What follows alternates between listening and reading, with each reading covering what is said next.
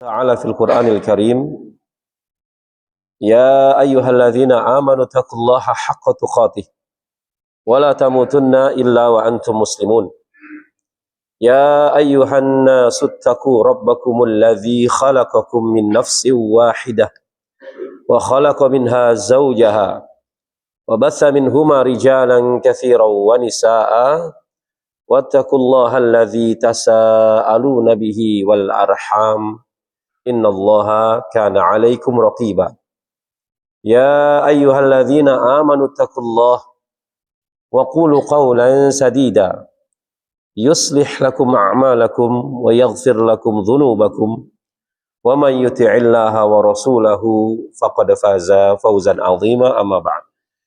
Jamaah kaum muslimin wal muslimat rahimakumullah. Alhamdulillah, kita bersyukur kepada Allah Subhanahu wa taala atas segala nikmat dan karunia yang Allah berikan kepada kita semua, berupa nikmat iman, nikmat Islam, nikmat sehat wal afiat. Pada dengan semua nikmat tersebut di pagi hari yang berbahagia ini, kita dapat kembali bertemu, berkumpul di rumah dari rumah-rumah Allah untuk melanjutkan pengajian rutin kita. Semoga salawat dan salam tercurah kepada Nabi besar Nabi Muhammad sallallahu alaihi wasallam, pada keluarganya, sahabatnya, umatnya hingga akhir zaman kelak.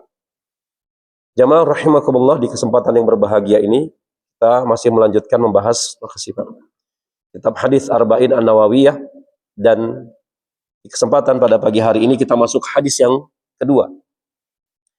Hadis kedua ini panjang ya, dan dikenal dengan sebutan hadis Jibril. Hadis Jibril. Ya.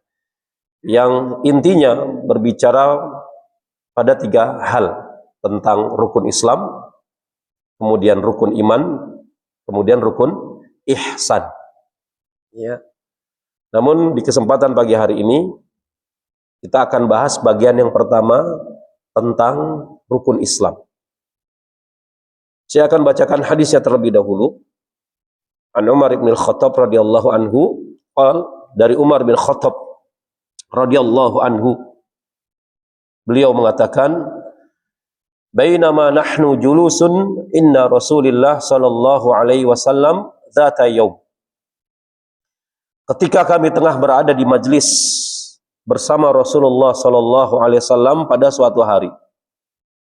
Ya, jadi Umar di sini menceritakan bahwasanya beliau sedang bermajlis bersama Rasulullah sallallahu alaihi wasallam beserta para sahabat yang lainnya. Di mana lokasinya? Di Masjid Nabawi. Idh tala alaina rajulun syadidu bayadis siyab. Tiba-tiba datang di hadapan kami, tampak di hadapan kami, rajulun, seseorang ya, bayadis siyab, yang berpakaian sangat putih. Ya. Jadi berpakaian warnanya putih, namun putihnya bersih. Ya, sangat putih. Sawadi sya'r. Ya. Kemudian berambut sangat hitam. Ya, berambut sangat hitam. La yura alaihi atharus safar. Tidak terlihat padanya tanda bekas-bekas safar. Wala ya'rifuhu minna ahad. Ya. Dan tidak seorang pun di antara kami yang mengenalnya.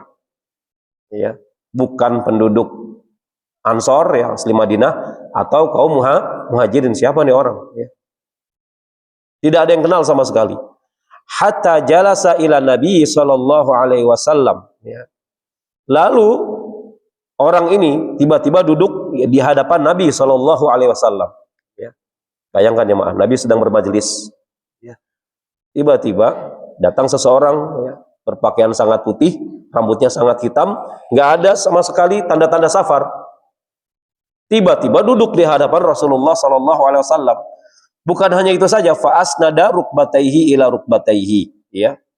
Kemudian orang ini menyandarkan lututnya pada lutut Rasulullah sallallahu alaihi wasallam. Jadi lutut ketemu lutut, Pak. Ya. Lutut ketemu lutut. Wa wada'a kafaihi ala fakhidhaihi. Setelah lutut ketemu lutut, ya, orang ini meletakkan kedua telapak tangannya di atas paha Nabi sallallahu alaihi wasallam. Wa qala, kemudian orang ini berkata kepada Rasulullah sallallahu alaihi wasallam, Ya Muhammad. Ya Muhammad. Wahai Muhammad. Orang yang menyebut Rasulullah SAW dengan nama Muhammad saja itu biasanya orang Arab Baduy. Ya, orang Arab Baduy. Orang Arab Baduy itu kalau bertanya kepada Rasulullah sebut nama saja, wahai Muhammad. Ya. Kebetulan orang ini langsung memanggil namanya, nama Rasulullah dengan sebutan Muhammad. Ya Muhammad, akhbirni anil Islam. Hai Muhammad, ya, kabarkan kepada aku apa itu Islam.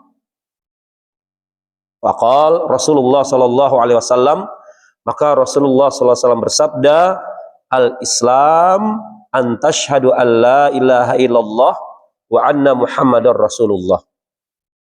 Islam itu ya engkau bersaksi bahwasanya tidak ada sesembahan yang berhak diibadahi dengan benar melainkan Allah, dan bahwasanya Muhammad adalah utusan Allah Subhanahu wa taala. Wa tuqimas shalah. Islam itu setelah syahadat engkau mendirikan salat. Kemudian wa tu'tiyaz zakah. Islam juga engkau menunaikan zakat. Wa tasuma Ramadan. Islam juga engkau saum di bulan Ramadan. Wa tahujjal bait in istata'a ilaihi sabila. Dan Islam juga adalah mengerjakan ibadah haji ke Baitullah jika engkau mampu melakukannya. Ini bagian pertama dari hadis Jibril berbicara tentang rukun Islam. Ya, ada dua bagian lagi yang insya Allah di pertemuan berikutnya akan kita bahas. Ya. Hadis ini sahih, diriwayatkan oleh Al-Imam Muslim. Jamaah rahimakumullah. Lantas apa pelajaran yang bisa kita ambil dari potongan hadis Jibril ini yang berbicara tentang rukun Islam? Ya. Para ulama mengatakan di antara pelajaran yang bisa kita ambil dari potongan hadis Jibril ini yang berbicara tentang rukun Islam, yakni menunjukkan bagaimana mulianya akhlak Rasulullah SAW karena masih mau duduk-duduk bersama para sahabat beliau. Ini menunjukkan ketawaduan Rasulullah SAW, nggak jaim ya, Pak. Ya. Ada sebagian ustadz dengan muridnya itu jaim. Tahu jaim? Jaga image. Ya. Wah, ini ente juga level sama aneh duduk-duduk. Kalau aneh duduknya sama para ustadz. Sana jauh-jauh.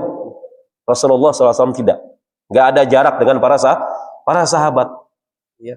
Ini menunjukkan ketawaduan Rasulullah SAW. Oleh karena kata para ulama, orang yang memiliki sifat tawadu ini akan semakin mulia. Akan semakin mulia. Dalilnya dari Abu Hurairah radhiyallahu anhu yang mengatakan bahwa Nabi SAW bersabda, "Ma naqasat shadaqatun min malin." Sedekah itu tidaklah akan mengurangi harta. Ya, di awal Nabi SAW mengatakan sedekah tidak akan mengurangi harta. Ini rumus ya, Ma. Jadi nggak mungkin ada orang ya rajin bersedekah, kemudian tiba-tiba jatuh miskin. Ya, sedekah. Apa bedanya dengan infak? Sedekah sama atau tidak dengan infak? Beda. Kalau sedekah gimana? Pengertian sedekah? Hah? Sedekah itu tidak melulu ditunaikan dengan harta, itu sedekah. Namun kalau infak ditunaikan dengan harta. Kalau nggak punya uang bisa sedekah tidak? Bisa. Minimal apa? Senyum. Ini udah bokek merengut, nggak dapat pahala aja, mah. Ya. As-shadaq mana qasat shadaqatun min malin. Sedekah tidak akan mungkin mengurangi harta. Kemudian kata Nabi SAW, wa ma zadallah abdan bi'afwin illa izzan. Ya. Tidaklah Allah Subhanahu wa taala menambahkan kepada seorang hamba sifat pemaaf melainkan akan semakin memuliakan dirinya. Jadi kalau seseorang memiliki sifat pemaaf, ya, itu akan memuliakan dirinya. Makanya di surga 8 pintu surga ini salah satunya ya, dinamakan oleh para ulama ya, dengan pintu al-afwu. Ya, orang yang mudah memaafkan orang lain. Jadi kalau kita ya punya akhlak seperti ini, ya, ada orang zalim bersama kita, kemudian dia minta maaf, kita maafkan, ya insya Allah bisa masuk pintu itu. Ya. Al-afu, pintu surga bagi orang-orang yang mudah memaafkan orang lain. Maka akan semakin mulia. Wa ma tawaddu'a, ya, ahadun lillah illa rafa'ahullah, ya. Dan juga tidaklah seseorang memiliki sifat tawadhu. Tawadhu itu apa? Rendah. Rendah diri apa rendah hati? Rendah hati, ya, tawadhu. Maka kata Nabi SAW, ya, tawadhu'nya namun lillah, kata Nabi, ya. Wa ma tawaddu'a ahadun lillah. Maka barang siapa memiliki sifat tawadhu lillah karena Allah Subhanahu wa taala, illa rafa'ahullah, melainkan Allah akan meninggikan derajatnya di dunia maupun di akhirat. Dan salah satu akhlak Rasulullah SAW adalah tawadhu, rendah hati. Mau duduk-duduk bersama para sahabat. Ada sebagian ustadz, sebagian kiai, sebagian tuan guru, ajengan, habib, nggak mau mereka duduk-duduk dengan muridnya karena merasa tidak selevel. Ini termasuk sifat yang sombong. Karena sombong itu kata Nabi SAW, al-kibar batarul haq wa ghamtun nas. Itu sombong. Kesombongan itu batarul haq, menolak kebenaran. Kebenaran timbangannya dua, Al-Quran dan As-Sunnah. Jadi kalau disampaikan qala Allah wa qala Rasul, ditolak sama dia, alasannya karena sudah tidak relevan lagi, Ustadz, sombong. Ada benih-benih kesombongan. Atau yang kedua, ghamtun nas, ya, merendahkan manusia, ya. Mentang-mentang apa? Makomnya, levelnya di atas sebagai ustadz, sebagai kiai, ya, sebagai habib dan sebagainya. Sudah tidak mau lagi duduk-duduk bersama orang-orang awam, nggak mau lagi duduk bersama murid-muridnya karena merasa levelnya di atas mereka. Ini termasuk sifat kesombongan, merendahkan manusia. Ente ngapain duduk di sini, nggak level, ente duduk sana. Ini tempatnya ustadz. Wah, ini repot. Rasulullah SAW saja mau duduk bersama para sahabatnya. Ini pelajaran yang pertama yang bisa kita ambil, bahwasanya Rasulullah SAW memiliki akhlak yang mulia, diantaranya sifat tawadhu. Kemudian pelajaran yang kedua kata para ulama yang bisa kita ambil dari potongan hadis ini tentang rukun Islam, yang datang, ya, masuk ke Masjid Nabawi, ke majelis Rasulullah SAW adalah malaikat, ya, dalam wujud manusia. Malaikat dalam wujud manusia. Dan malaikat bisa menjelma menjadi wujud manusia itu atas izin dari Allah Subhanahu wa taala. Oleh karenanya, kata para ulama, malaikat Allah Subhanahu wa taala ketika menjelma menjadi manusia itu bisa dipastikan menjadi laki-laki atau perempuan? Laki-laki. Itu kalau malaikat. Ya, Allah menciptakan manusia, jin dan malaikat yang bisa menyerupai yang lainnya menjelma siapa saja? Malaikat dan jin. Ya. Malaikat bisa menjelma menjadi manusia dengan izin dari Allah Subhanahu wa taala. Dan sepakat para ulama ketika malaikat menjelma menjadi manusia bisa dipastikan menjadi sosok laki-laki. Beda halnya dengan jin. Ya. Jin ketika menjelma menjadi sosok manusia, ya, bisa menjadi laki-laki, bisa menjadi perempuan, bisa menjadi hewan. Bisa menjadi hewan. Ya. Bisa menjadi sosok yang menyeramkan, menjelma menjadi sosok yang menyeramkan, itu jin. Ya. Namun jin ketika menjelma menjadi sosok manusia kebanyakan menjelma jadi laki-laki atau perempuan? Perempuan. Jadi apa aja Pak kalau perempuan? Kuntilanak Pak ya. Kuntilanak perempuan atau laki-laki Pak? Kuntilanak ya, sundel bolong, terus ya bebek gombel. Perempuan semua, nenek sihir. Mana ada kakek sihir? Ya. Sebutan yang lumrahnya kan nenek sihir. Ya, perempuan penyihir. Karena dulu di zaman Nabi dan para sahabat yang jadi penyihir itu rata-rata perempuan. Ya. Baik, itu pelajaran yang kedua. Jadi malaikat itu bisa menjelma menjadi sosok manusia atas izin dari Allah Subhanahu wa taala. Nah, itu pelajaran yang kedua dari potongan hadis Jibril alaihissalam. Kemudian yang ketiga, pelajaran yang ketiga, yang datang, ya, di hadapan Nabi dan para sahabat, ya, dalam keadaan memakai pakaian putih, Pak. Dan tadi disebutkan ya, bayadu thiyab, pakaiannya sangat putih, ya. Dan ada anjuran dari Rasulullah SAW untuk mengenakan pakaian berwarna putih bagi siapa? Bagi laki-laki. Bagi laki-laki. Dalam hadis riwayat Abu Dawud, Ibnu Majah dan yang lainnya, Nabi SAW bersabda, ilbasu min thiyabikumul bayad, pakailah pakaian kalian yang berwarna putih. Ilbasu itu fi'il amr, ya. Kata kerja bentuk perintah. Pakailah pakaian kalian yang berwarna putih. Ini untuk laki-laki, Pak. Anjuran. Hukumnya wajib atau sunnah? Sunnah, ya. Fa innaha khairun thiyabikum.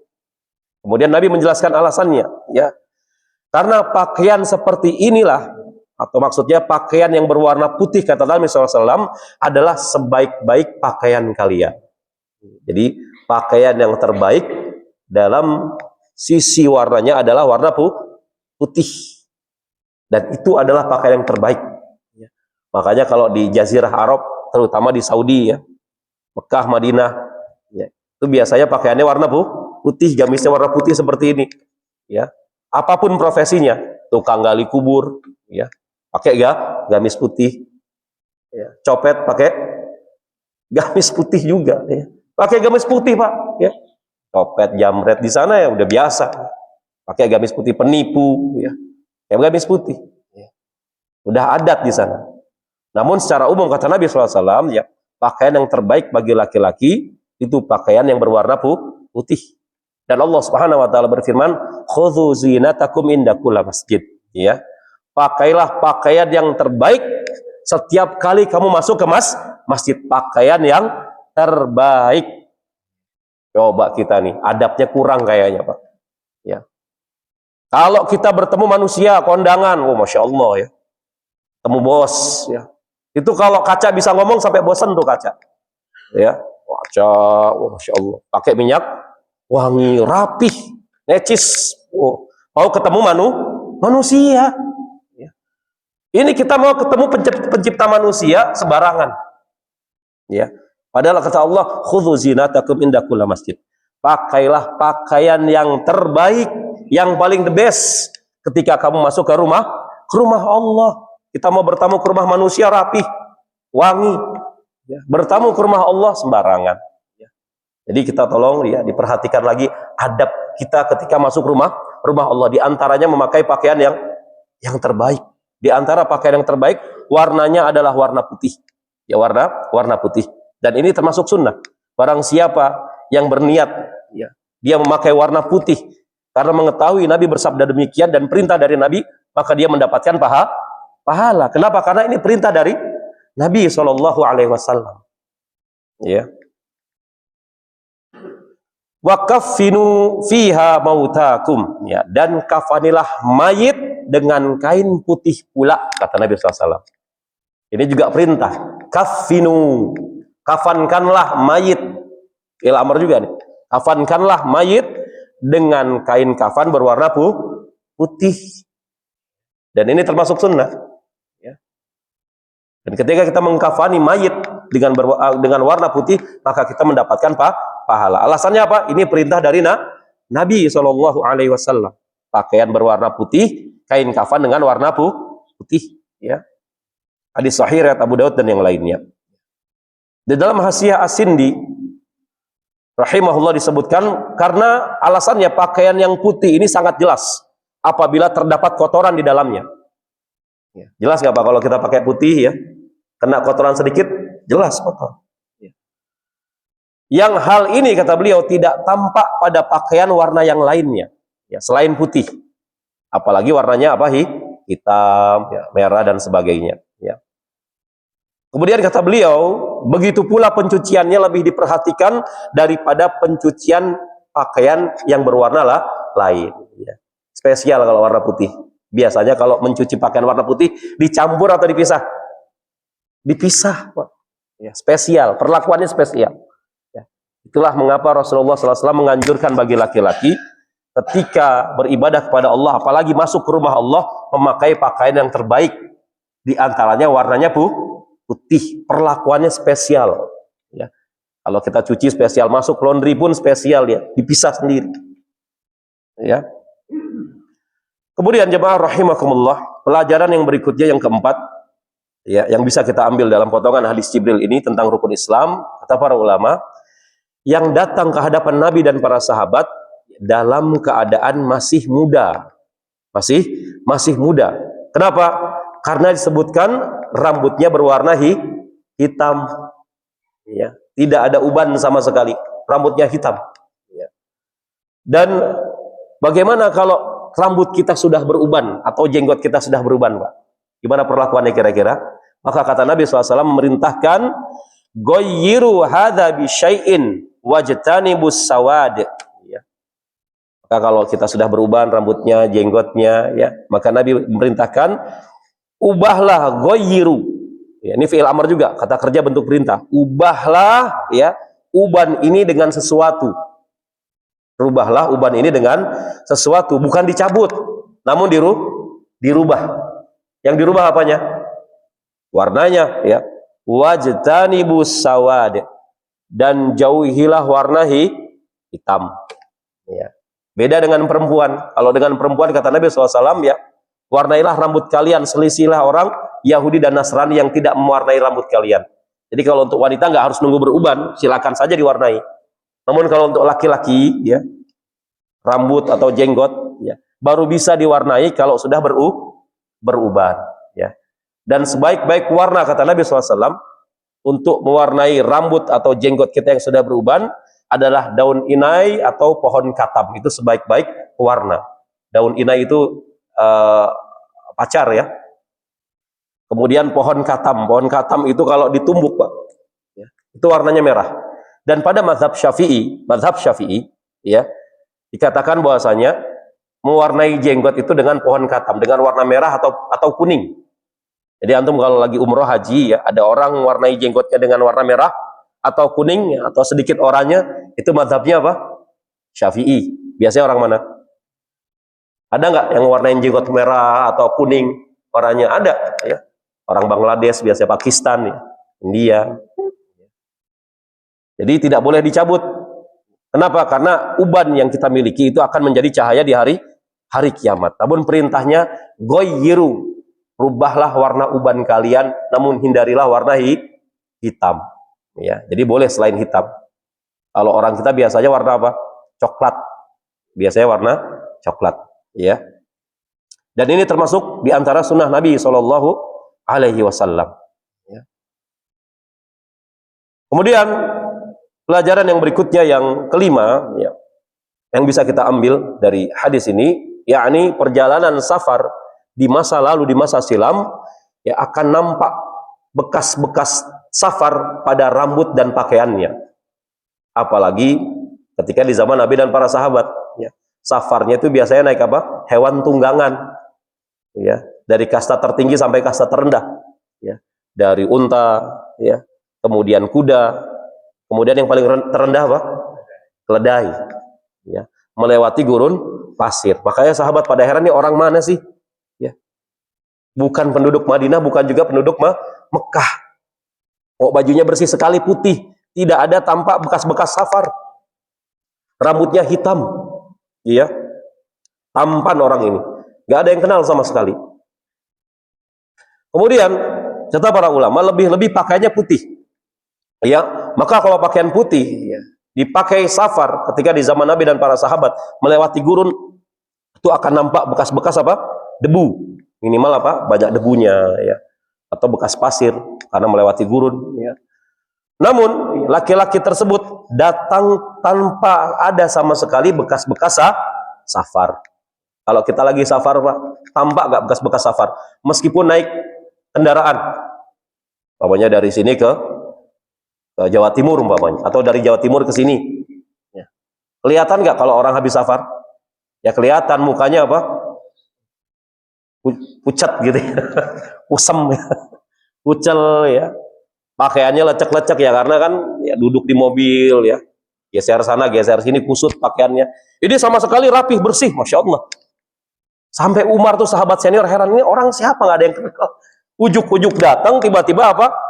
Kalau bahasa kita SKSD Pak ya. Sok kenal, sok dekat, langsung duduk ya, lutut ketemu lutut, menempelkan kedua tangannya di atas paha. Ya. Coba. Sahabat heran, ini orang siapa? Gak ada sama sekali tanda-tanda bekas safar. Makanya perjalanan safar di masa silam itu berat Pak. Berat. Jadi kalau kita umrah atau haji ya, sedang melakukan perjalanan dengan bis dari Mekah ke kota Madinah, itu kita melewati gunung-gunung Pak. Dan gunung-gunung di Arab itu beda kontur tanahnya dengan gunung-gunung di Indonesia. Kalau gunung-gunung di Indonesia itu konturnya apa? Pohonan, ya ada pohon pinus. Bagus, sejuk, hijau, memanjakan mata. Ya. Namun kalau gunung di Arab, kontur tanahnya dengan apa? Batu Pak, bayangkan. Ali radhiyallahu anhu ketika perintah hijrah dari Mekah ke Madinah, ya, kakinya itu sampai berdarah-darah. Ya. Yang mendapati Ali pertama kali Umar, ketika Ali sampai Masjid Kuba ketika itu. Umar sedih. Ali, kamu kenapa nggak pakai kuda gitu ya? Wahai sepupu Rasulullah, kenapa kamu kondisinya demikian? Kakinya apa? Berdarah-darah. Sendalnya rusak, bayangkan. Jalan kaki Ali radhiyallahu anhu dari Mekah ke Madinah, transit dulu di Masjid Kuba. Dijumpai oleh Umar. Umar kaget mendapati kaki Ali itu hancur Pak, rusak. Ya. Bayangkan. Kita naik bis aja dari Mekah ke Madinah ngeluh. Capek ya. Berapa jam? 5 jam. 5 jam aja ngeluh, padahal di bis AC pula. Dapat makan nggak? Dapat nasi kotak. Itu masih ngeluh Pak. Ali ketika ditegur oleh Umar, kenapa kamu tidak bilang saja biar kami sediakan kendaraan? Lah bas ya Umar, nggak apa-apa, santai aja wahai Umar. Saya nggak apa-apa, ya, nggak apa-apa, tenang aja. Ya. Akhirnya Ali ke Masjid Kuba untuk menunaikan sholat. Ali Pak, Insya Allah. Sepupu Rasulullah SAW, hijrahnya jalan kaki dari Mekah ke Madinah, melewati gunung-gunung batu, menyebabkan kakinya terluka, hancur. Itu Ali. Safar dari Mekah ke Madinah tampak bekas-bekas safar, kakinya berdarah, lusuh. Ya. Nah, ini ada orang luar biasa, ya. Tidak tampak sama sekali bekas-bekas safar. Kemudian jemaah kaum muslimin rahimakumullah, pelajaran berikutnya yang keenam yang bisa kita ambil dari hadis ini, ya, orang ini ya duduk dekat dengan Nabi SAW, kemudian menyandarkan lututnya dengan lutut Nabi SAW. Kemudian meletakkan kedua tangannya di atas paha Nabi SAW. Kata para ulama, hal ini menunjukkan bahwa ketika menuntut ilmu, itu semestinya duduk dengan guru yang mengajarkan ilmu. Malaikat Jibril ini, orang ini malaikat Jibril Pak, di akhir hadis. Ya. Mengajarkan tentang adab menuntut ilmu. Ya, seyogyanya, ya, bahwasanya murid itu ketika menuntut ilmu, duduk dekat dengan gurunya. Duduk dekat dengan gurunya. Dan ini termasuk salah satu adab menuntut ilmu. Adab menuntut ilmu. Kecuali bagi yang sepuh-sepuh nggak apa-apa ya, sandaran ya, nggak apa-apa. Ya. Namun bagi yang muda-muda ya, kalau bisa ya dekat. Ya. Kalau pembagian sembako aja dekat-dekat kok. Gitu ya, dekat. Nah, ini termasuk salah satu adab menuntut ilmu. Ya, duduk mendekati gurunya. Ya.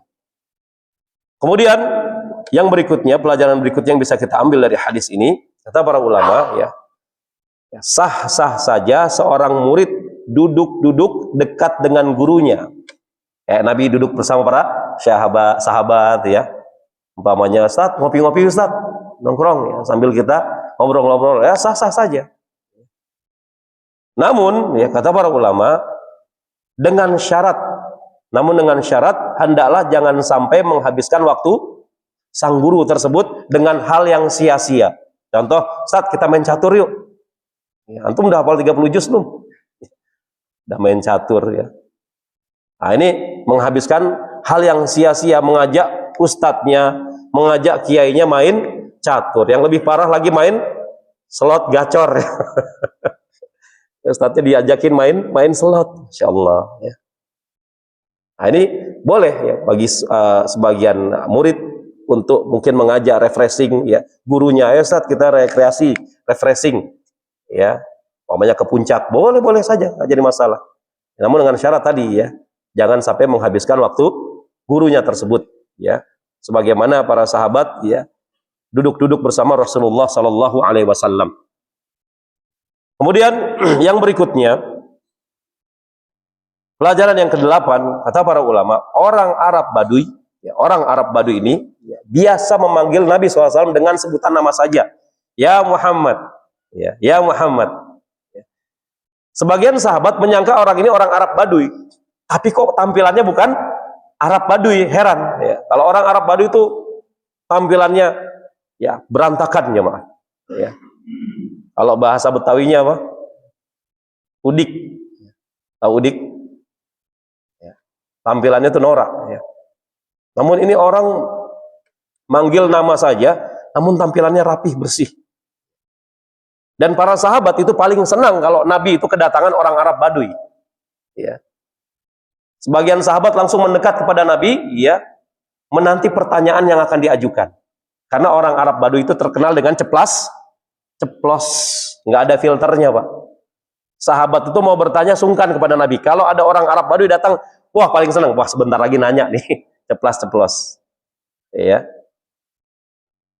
Maka ini berbeda dengan penduduk sekitar beliau Sallallahu Alaihi Wasallam yang memanggil dengan panggilan kenabian.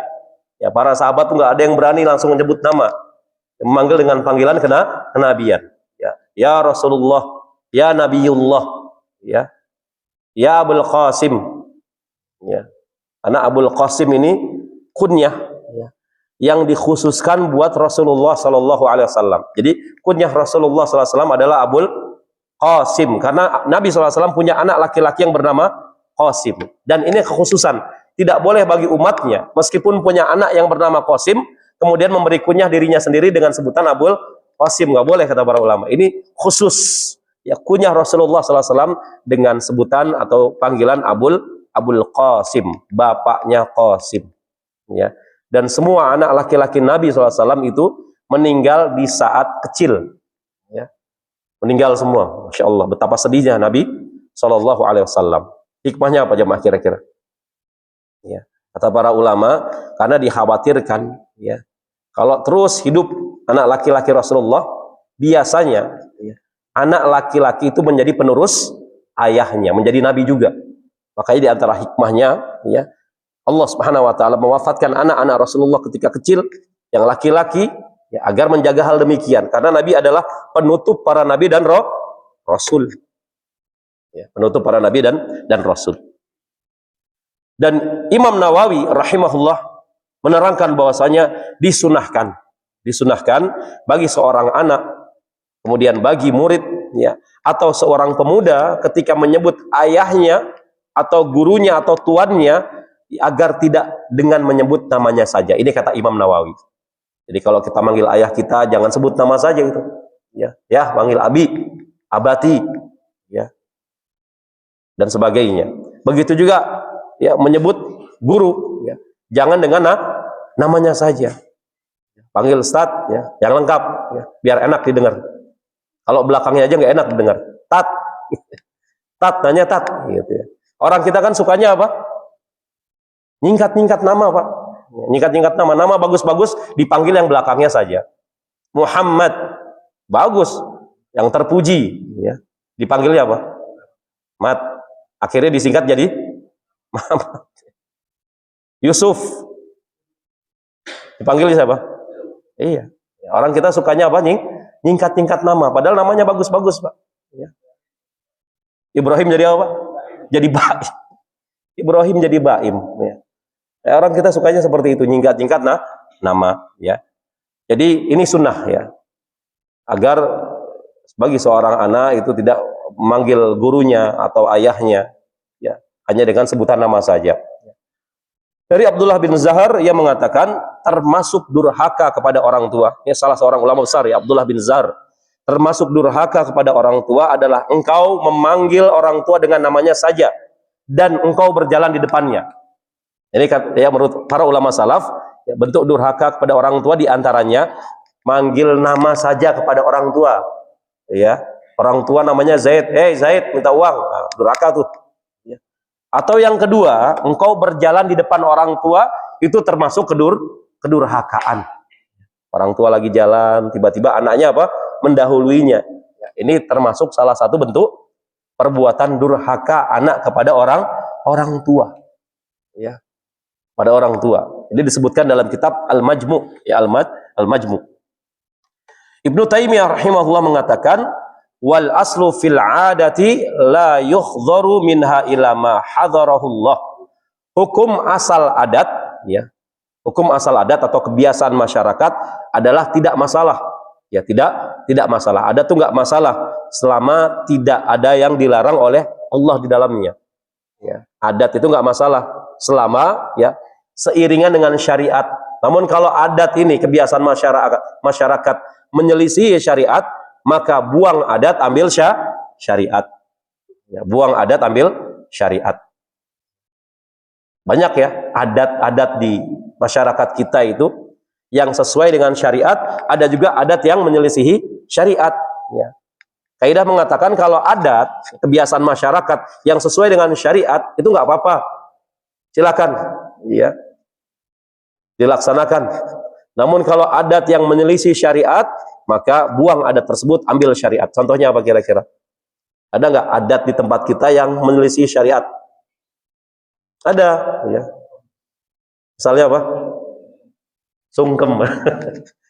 Kalau sungkem ini ya ada pembahasan tersendiri sungkem. Ya. Biasanya Jawa Tengah ya di Jawa Tengah ya. Adat kita ya itu untuk ihtiram, untuk penghormatan kepada orang tua, kepada guru, itu salaman, Pak.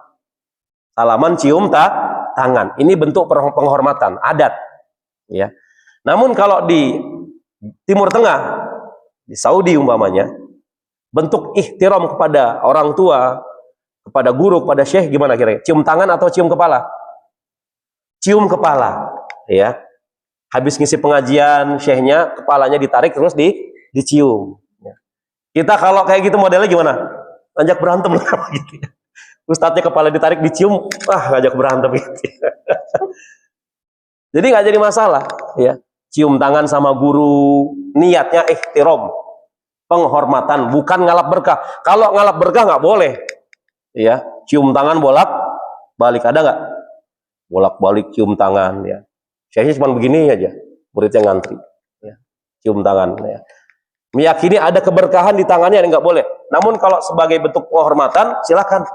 Sesuai dengan adat, nggak apa-apa, ya.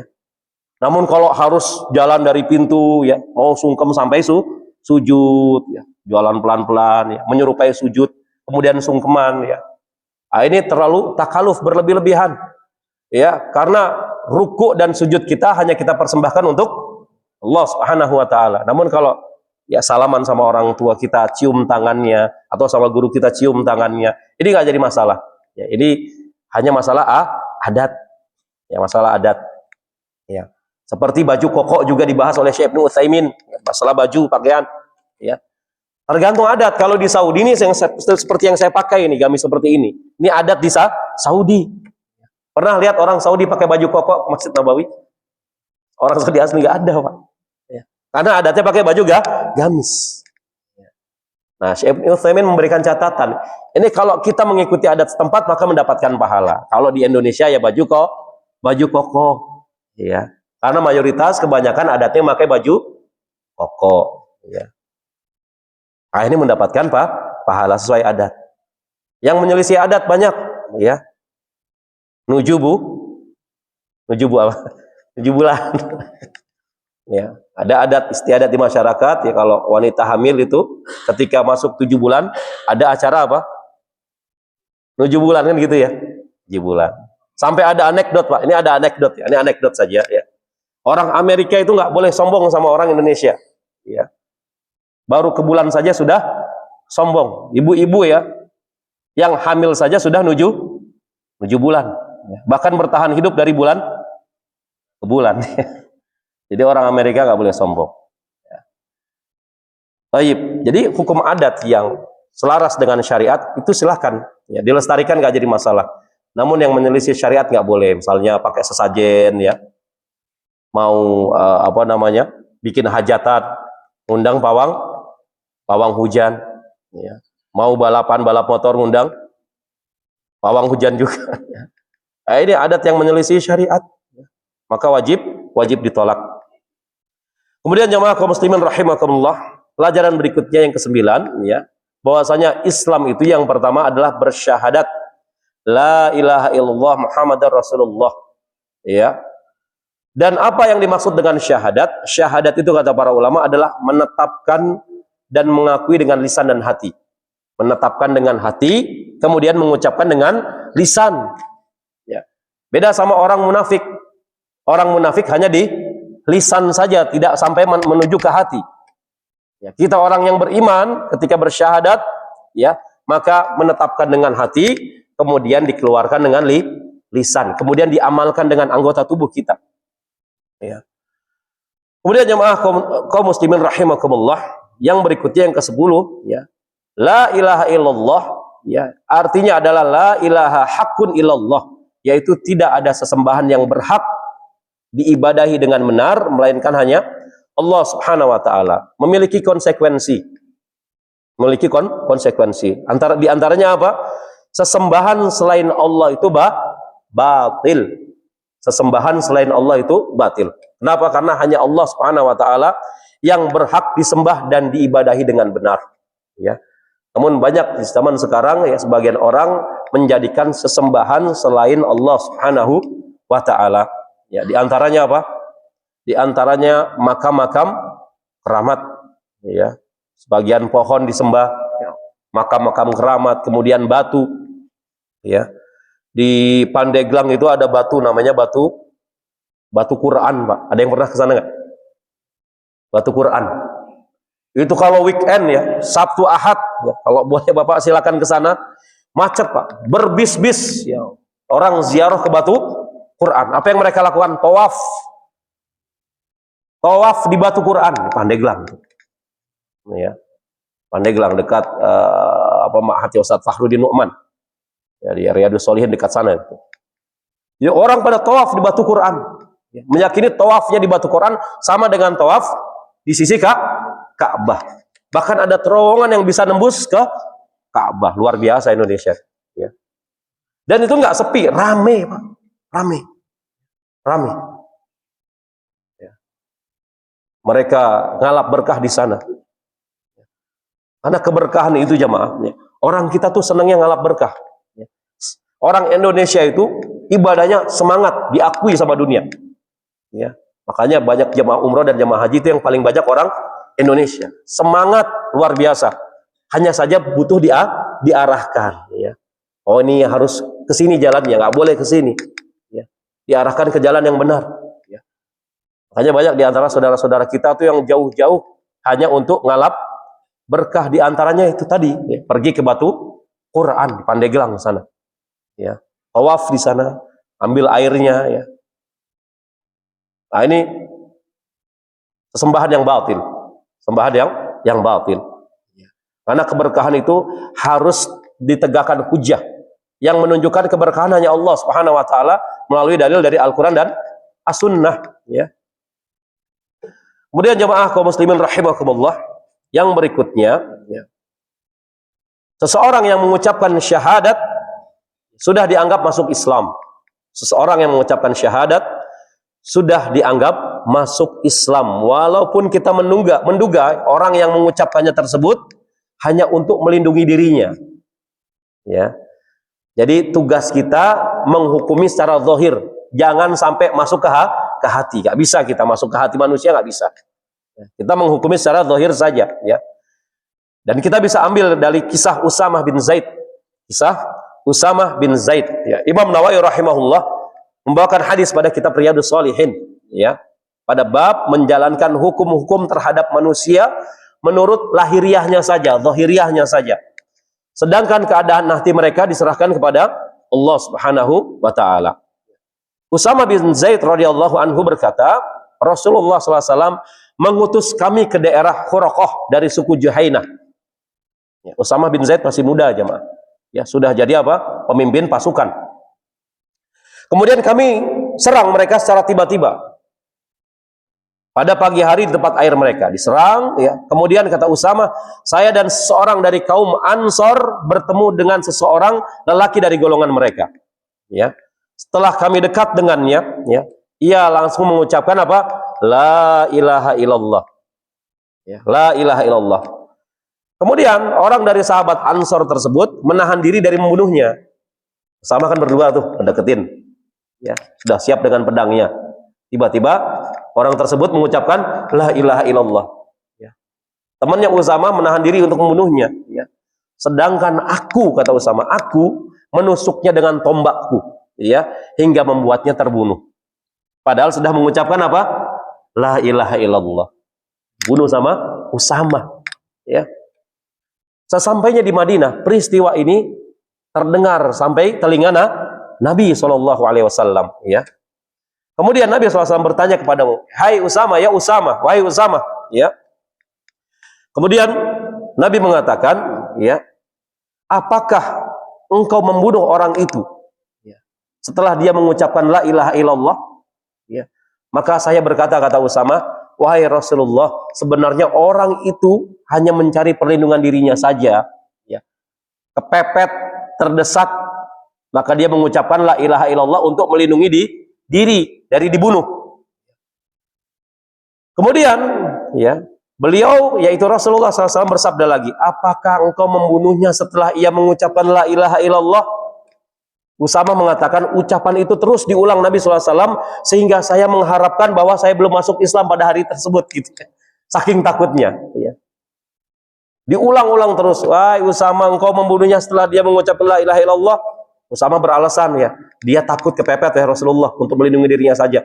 Terus Nabi bertanya demikian, apakah engkau membunuhnya? Sampai-sampai dalam hati Usama, duh, saya berharap ya, baru hari ini masuk Islam, ya. Saking takutnya dengan pertanyaan Rasulullah SAW.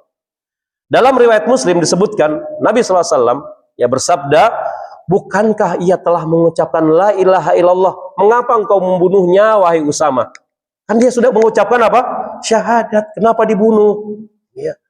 Maka Usama menjawab, wahai Rasulullah, ya, ia mengucapkan itu semata-mata karena takut dari senjata yang saya pegang, takut untuk dibunuh, ya. Maka Nabi SAW bersabda, mengapa engkau tidak belah saja hatinya? Mengapa engkau tidak apa? Belah saja hatinya hingga engkau dapat mengetahui apakah ia mengucapkannya karena takut atau tidak. Tuh, jemaah, ya. Kemudian Nabi SAW mengulang ucapan tersebut hingga aku berharap seandainya aku masuk Islam hari itu saja. Saking takutnya Usama. Ya. Maka dari hadis ini bisa kita ambil pelajaran, kita menghukumi seseorang dari apa? Lahiriahnya saja. Gak perlu sampai masuk ke hatinya, karena hati siapa yang tahu? Allah Subhanahu Wa Taala. Sampai Nabi mengatakan, kenapa sih nggak ente belah hatinya aja biar kamu tahu dia emang takut atau tidak? Ya. Kemudian jamaah kaum muslimin rahimakumullah, Imam Nawawi ketika menjelaskan hadis ini, beliau mengatakan kita hanya dibebani dengan menyikapi seseorang dari lahiriahnya saja. Tidak dibebani untuk sampai masuk ke dalam hatinya, nggak bisa kita. Tidak bisa melihat hati seseorang, ya.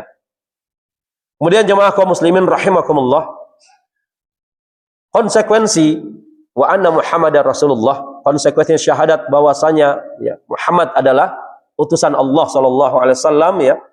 Maka di antara konsekuensinya, kata para ulama, yang pertama, ya, membenarkan segala apa yang Nabi SAW kabarkan tanpa ada keraguan sama sekali, ya. Jangan ada keraguan. Ini konsekuensi syahadat wa anna Muhammadar Rasulullah, membenarkan semua kabar yang datang dari Rasulullah SAW. Ya, contohnya apa? Hadis lalat masuk ke dalam air, di dalam bejana, ya. Ada sebagian orang kaum muslimin yang ragu-ragu, ya. Kata Nabi SAW, ketika ada lalat masuk ke dalam bejana kita, ke dalam gelas kita yang terisi air, apa yang harus kita lakukan, jemaah? Lalatnya gimana? Dicelupkan, ya, kemudian dibuang. Kemudian airnya diganti atau diminum? Diminum. Alasannya kenapa? Karena kata Nabi SAW, lalat itu sebelah sayapnya itu beracun, kemudian sebelah sayapnya lagi penawar racun tersebut. Ya. Ada sebagian yang ragu-ragu, meragukan kabar dari Nabi SAW. Ya, sehingga ketika makan di restoran, ya, kemudian di teh manisnya atau di gelasnya masuk lalat, apa yang terjadi? Mas, ganti mas. Padahal dia sudah tahu hadis Nabi SAW. Ya. Berarti orang ini meragukan kabar dari Nabi SAW. Ya. Berarti syahadatnya goncang, Pak. Syahadat itu memiliki konsekuensi. Membenarkan semua kabar dari Nabi SAW tanpa keraguan sedikit pun. Isra Mi'raj. Ya. Apa yang terjadi ketika Nabi turun Mi'raj. Kemudian menceritakan kisah tersebut kepada para sahabat. Sebagian sahabat apa? Bertanya-tanya, ini kayaknya Nabi kita halu ya. Itu sebagian sahabat, Pak. Wah, jangan-jangan halu Nabi kita. Ada seorang sahabat yang tegas lantang. Lebih yang dari yang kau ceritakan, saya percaya wahai Rasulullah. Siapa sahabat tersebut? Abu Bakar As-Siddiq. Ya. Sebagian sahabat masih ragu-ragu, benar nggak ini Nabi? Isra Mi'raj dalam keadaan terjaga. Ya. Kemudian yang kedua, konsekuensi, ya, Muhammad Rasulullah menjalankan setiap yang Nabi SAW perintahkan tanpa menolaknya sama sekali. Perintah Nabi dijalankan. Ya. Jangan pakai tawar-menawar. Ya. Kalau ada perintah Nabi selalu nanya, hikmahnya apa Ustaz? Enggak semua itu kita tahu hikmahnya. Semua yang diperintahkan Nabi itu hikmahnya baik. Hikmahnya baik. Ya. Kemudian juga konsekuensi wa anna Muhammad Rasulullah meninggalkan setiap yang Nabi SAW melarang tanpa menentangnya sama sekali. Ya. Nabi melarang apa bagi laki-laki? Celananya isbal. Allah mosok gara-gara kayak gini aja masuk neraka. Gak masuk akal katanya. Emang Isra Mi'raj masuk akal, Pak? Ya. Kalau ada dalil, ada akal, ya. Mana yang lebih didahulukan?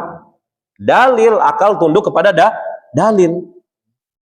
Kalau kata akal kita ini kayaknya nggak masuk akal, Ustaz, dalil ini nih. Berarti akal kita yang rusak. Harus ke bengkel akal, Pak. Direparasi dulu akalnya. Karena akal kita tunduk pada dalil. Kemudian tidak mendahulukan perkataan manusia dibanding dengan perkataan Nabi SAW. Makanya Imam Malik di depan kubur Nabi pernah berkata, ya, semua perkataan manusia boleh diterima, boleh ditolak, kecuali pemilik kubur ini, kata Imam Malik sambil menunjuk ke kuburan Nabi. Kecuali pemilik kubur ini, semua perkataannya harus diterima. Karena Allah berfirman, wa ma yantiqu 'anil hawa in huwa illa wahyu yuha. Tidaklah keluar dari lisan Nabi melainkan wahyu dari Allah Subhanahu wa taala. Ya, wallahu a'lam bishawab. Mungkin ini yang bisa saya sampaikan di bagian pertama dari hadis Jibril yang membicarakan tentang rukun Islam. Sampai sini ada pertanyaan jemaah, silakan. Ya, Pak.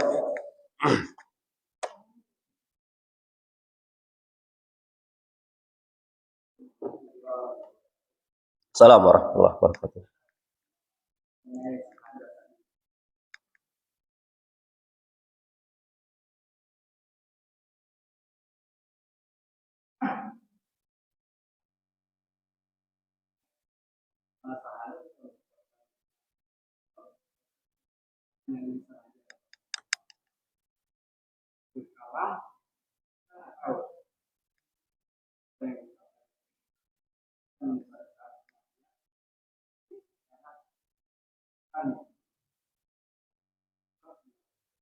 Orang sudah bersyahadat, masuk Islam umpamanya, ya bersyahadat.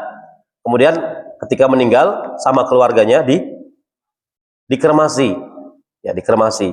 Ya. Wallahu a'lam bishawab. Ya. Hendaknya keluarga yang tahu orang tersebut sudah masuk Islam, hendaknya mencegahnya, ya, mencegahnya dari diselenggarakan jenazahnya secara Hindu atau Buddha. Ya. Maka keluarga yang mengetahui orang tersebut mati dalam keadaan Islam mencegahnya, kemudian diselenggarakan jenazahnya dengan cara Islam, ya, sekuat mungkin.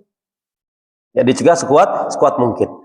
Makanya ketika ada orang berislam, hendaknya jangan sembunyi-sembunyi. Minimal ada keluarganya yang mengetahui dan dia berwasiat. Kalau saya meninggal nanti, saya sudah masuk Islam. Saya ingin, ya, penyelenggaraan jenazah saya diselenggarakan di atas Islam. Dan saya berlepas diri apabila kalian berkhianat umpamanya. Saya berlepas diri apabila kalian berkhianat. Ya, ada keluarga-keluarga demikian memang ada, ya. Keluarganya masuk Islam dia nggak ridho tuh. Ya, keluarganya nggak ridho. Begitu dia meninggal, ya, dalam keadaan Islam, jenazahnya apa? Diambil sama keluarganya, diselenggarakan secara non-Islam, ya, seperti dikremasi, ya, kemudian didandanin pakai jas, di backup dan segala macam, ya. Maka kita harus berwasiat, ya. Apabila kita mu'alaf, ya, kita harus berwasiat. Ketahuilah saya telah memeluk agama Islam. Ketika saya mati, saya ingin diselenggarakan jenazah saya secara Islam dan saya berlepas diri. Apabila kalian berkhianat, saya berlepas diri. Nah, ini seperti itu, Pak. Wallahu a'lam bishawab. Ya. Ada lagi jemaah? Silakan. Ya. Oh ya.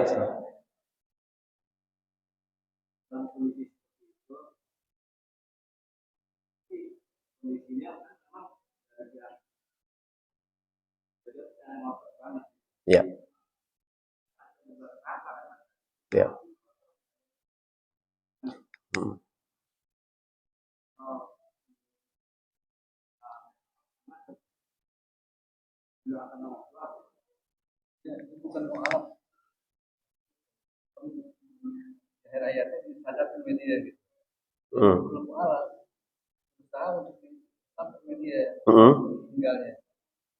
Oh iya, jadi kalau bolehkah kita mendoakan orang kafir? Boleh, ketika masih hidup. Ya, misalkan kita punya saudara, ya, 3 bersaudara, ya. Dari 3 bersaudara ini, yang satu sudah mu'alaf, masuk Islam. Kemudian mendoakan 2 saudaranya agar meluk Islam, ini boleh. Dengan catatan 2 saudaranya masih hidup. Masih hidup. Atau sedang kritis, nafas belum nyawa belum sampai kerongkongan. Itu boleh mendoakan, ayo ikutin syahadat. Kamu syahadat masuk Islam. Ya, niscaya masuk ke dalam surga. Nah, itu boleh. Namun ketika sudah meninggal, ya, kemudian dia belum bersyahadat, maka dia mati dalam keadaan kafir. Ibnu Taimiyah mengatakan barang siapa yang ragu mengkafirkan orang kafir, maka dia kafir, Pak. Ini bukan takfiri, ya, bukan takfiri. Ini perkataan Syekhul Islam Ibnu Taimiyah. Barang siapa yang ragu atas kekafiran orang kafir, ya, orang kafir ada berapa jenis? 2 jenis.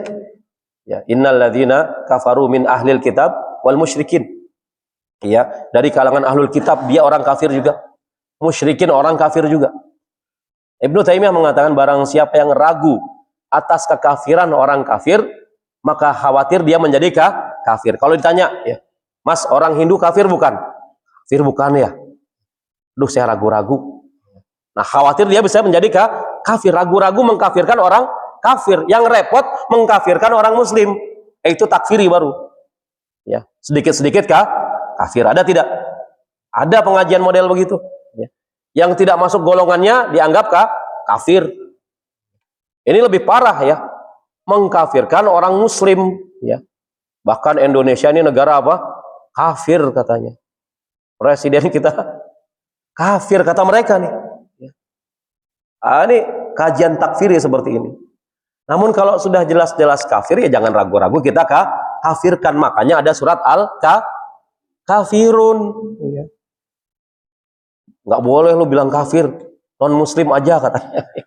Itu Al-Kafirun mau dikemanain suratnya? Ya. Surat Al-Kafirun mau dikemanain, Pak? Allah mengatakan kafir. Maka boleh bagi kita mendoakan saudara kita, ya, yang masih, ya, kafir, ya. Dia mungkin agamanya Kristen, ya. Maka boleh ketika sakit kita doakan agar memeluk agama Islam, agar dapat hidayah. Boleh, nggak jadi masalah, ya. Seperti Nabi SAW, ya, ketika menjenguk anak Yahudi yang sakit. Ada anak seorang Yahudi, bapaknya tuh ustadznya Yahudi, rahib, ya. Anaknya ketika sakit, ya, Nabi mengatakan aslim taslam. Singkat, padat, jelas, maknanya luas. Ya gulam aslim taslam, berislamlah niscaya kau akan selamat, ya. Kemudian anaknya di atas pembaringan ngelihat ke bapaknya, ya, nggak bisa ngomong, berisyarat saja. Apa kata ayahnya? Ikutilah saran Muhammad, tuh, ya, ikutilah saran Muhammad. Akhirnya bersyahadat. Habis syahadat meninggal, masya Allah. Habis syahadat meninggal, Pak. Ya. Jadi boleh bagi kita yang mendoakan hidayah pada saudara kita yang masih kafir, yang masih hidup, ya, agar mendapatkan hidayah Islam, boleh. Ya, wallahu a'lam bishawab. Ya. Ada lagi, jemaah? Baik, cukup, ya. Mudah-mudahan bermanfaat. Kita tutup. Subhanakallahumma wa bihamdika asyhadu an la ilaha illa anta astaghfiruka wa atubu ilaik. Assalamualaikum warahmatullahi wabarakatuh.